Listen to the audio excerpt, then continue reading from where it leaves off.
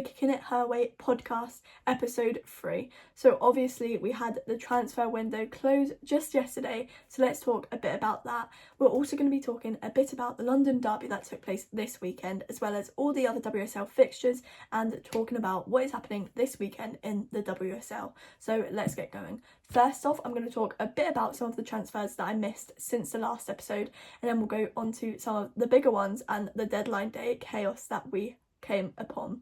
So first up, we had Alison Swaby sign a contract until 2027 with Crystal Palace.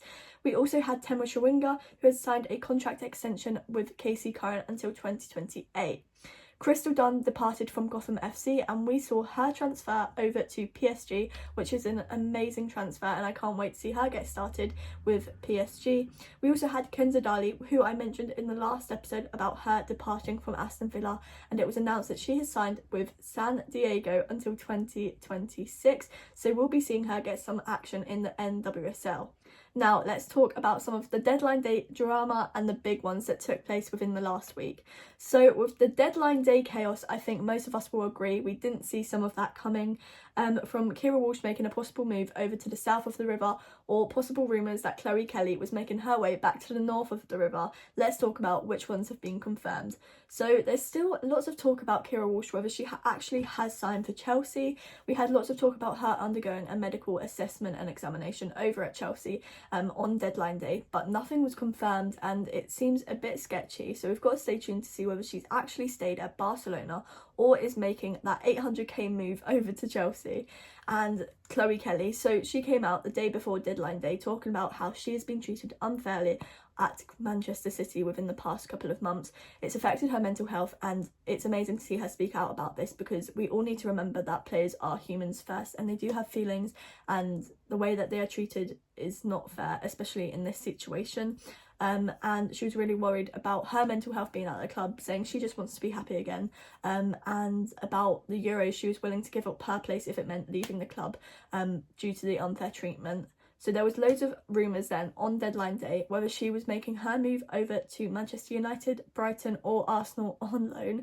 I mean, many people kind of ruled out Brighton, but that was talked about a little bit. And then we had the talks about whether it was going to be Manchester United or Arsenal who she was going to next. Obviously, if you don't know, she actually did play for Arsenal at the start of her career for a bit. She didn't have the best experience, which she has spoke out about before.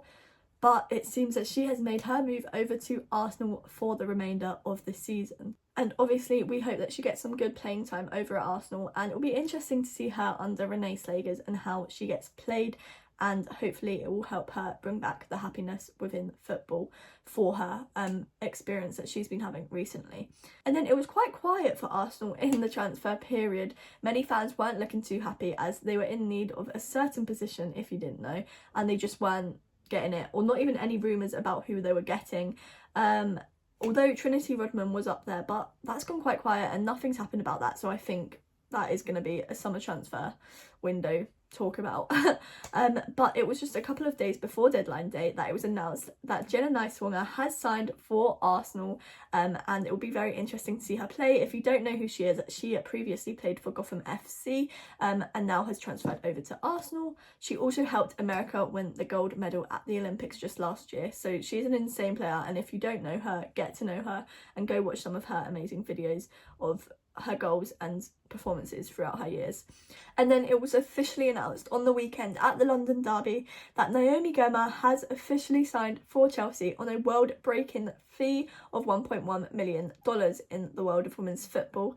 She also helped the USA team win the Olympic gold at the Olympics last year, and it's a very exciting signing for Chelsea. I can't wait to see her get played, how she works with the team, her dynamic, her connections, her link-ups. So that will be one to look out for, and we'll have to see when she next gets played.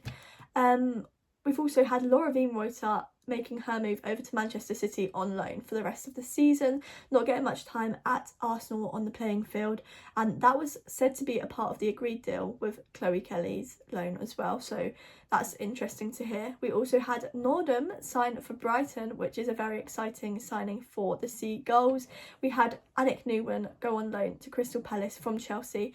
However, she's just coming out of an injury and is set to make her return on the pitch, but for the Eagles, after doing doing her ACL in December 2023, so obviously we wish her the best of luck. Let's talk about Birmingham City in the Women's Championship, because they have cooked this transfer period, especially in the last coming days, and they are coming for the promotion, because let's be honest, they've signed Shannon Cook on loan from West Ham for the remainder of the season, and wait for this one, they also signed Emily Van Egmond on a 2.5-year contract from San Diego, and is the Australian midfielder. An insane player, and I'm excited to see Birmingham City get going for the remainder of the season and see if this helps get them the promotion to the WSL. And we also had Crystal Dunn announced today, the day after deadline day, that she has made her move over from Gotham FC to PSG. Another awesome signing for PSG, and one that has happened within this transfer period. Now, let's move on to Matchday 12 of the Barclays Women's Super League results. So, first up, we had Aston Villa v Man City, and it was Villa who kicked it off in the 6th minute with a goal from Chastity Grant, but it was Miedemar who came back with fire, scoring 2 more goals within less than 10 minutes of each other.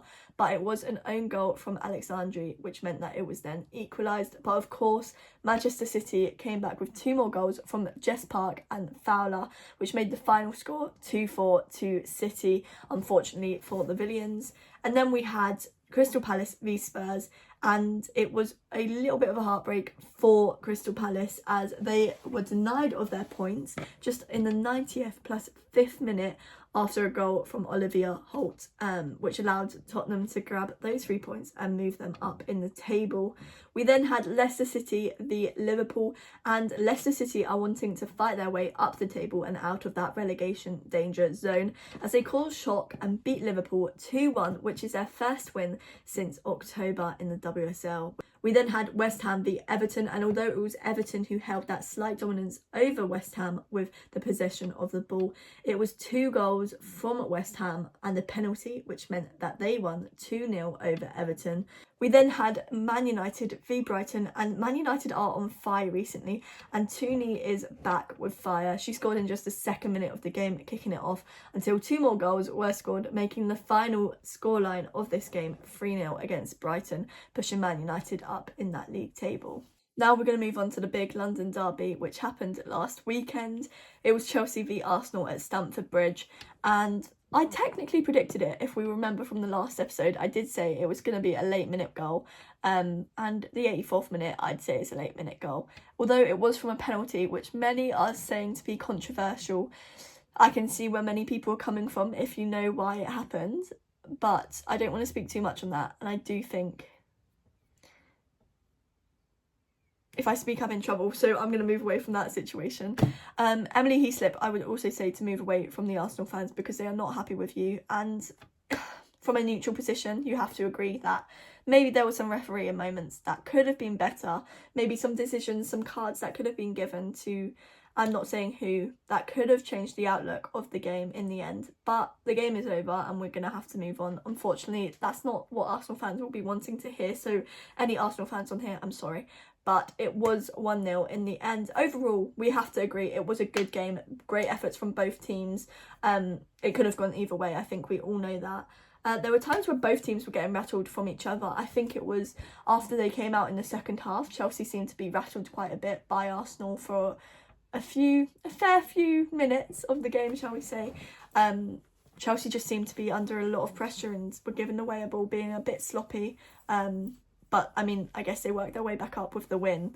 And at the end of the day, it was Chelsea who got that penalty, which made Guro Reiten put it into the back of the net and allowing them to add those 3 points to the table and allowing them to still stay top of the table, unbeatable this season, which is absolutely insane. I mean, could they go unbeatable throughout the whole season? I feel like they could, if I'm being honest, looking at the next fixtures coming up for them.